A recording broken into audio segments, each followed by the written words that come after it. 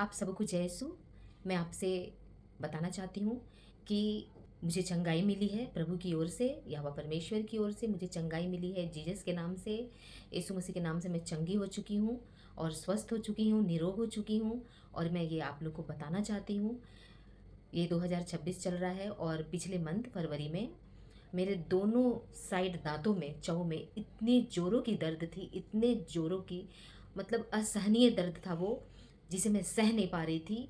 और 4 दिन हो गया था, मैं बहुत मतलब परेशान थी।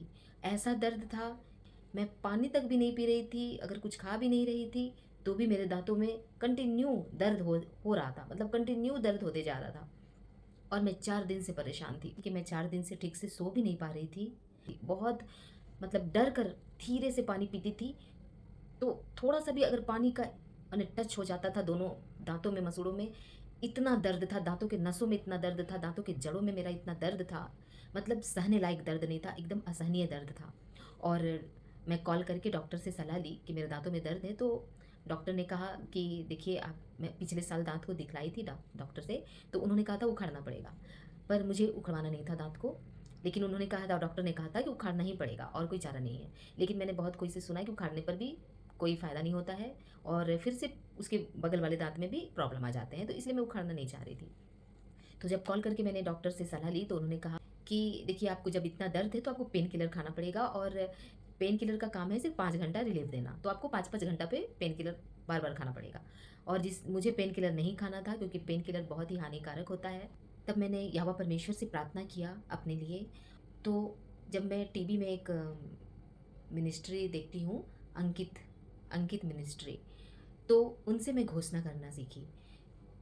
यहाँ परमेश्वर का वचन कहता है, मत्ती 7 का 7 में, कि मांगो तो तुम्हें दिया जाएगा, ढूंढो तो तुम पाओगे, खटखटाओ तो तुम्हारे लिए खोला जाएगा। यहाँ पर देखिए परमेश्वर का वचन क्या कहता है, मरकुस 11 का 24 में, इसलिए मैं तुमसे कहता हूँ कि जो कुछ तुम प्रार्थना करके मांगो, तो प्रतीति कर लो कि तुम्हें मिल गया है और तुम्हारे लिए हो जाएगा। इस वचन को मैंने याद किया, बार बार पढ़ा, याद किया परमेश्वर का वचन, कि परमेश्वर का वचन कहता है कि जब तुम प्रार्थना में कुछ मुझसे मांगते हो, तो उसे उसमें विश्वास कर लो कि तुमको मिल गया है और तुम्हारे लिए हो जाएगा।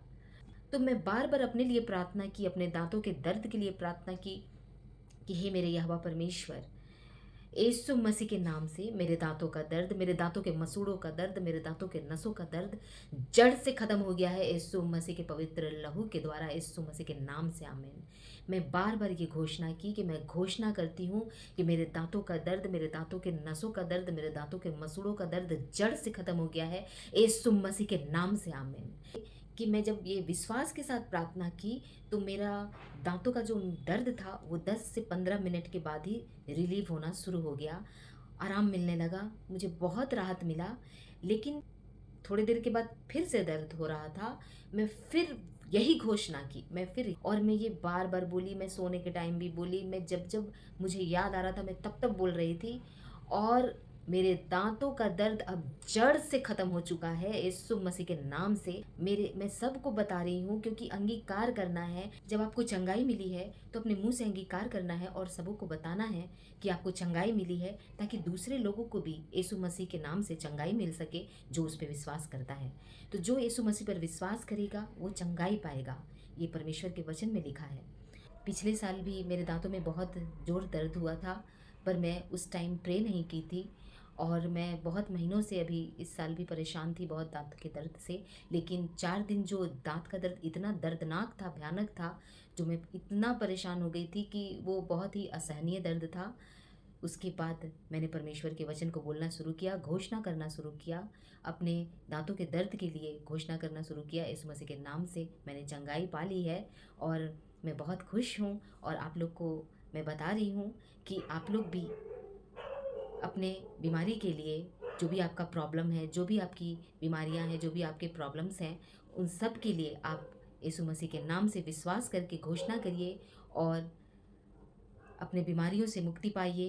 परमेश्वर पे विश्वास करके अपने परेशानियों से मुक्ति पाइए यीशु मसीह के नाम से। आमीन।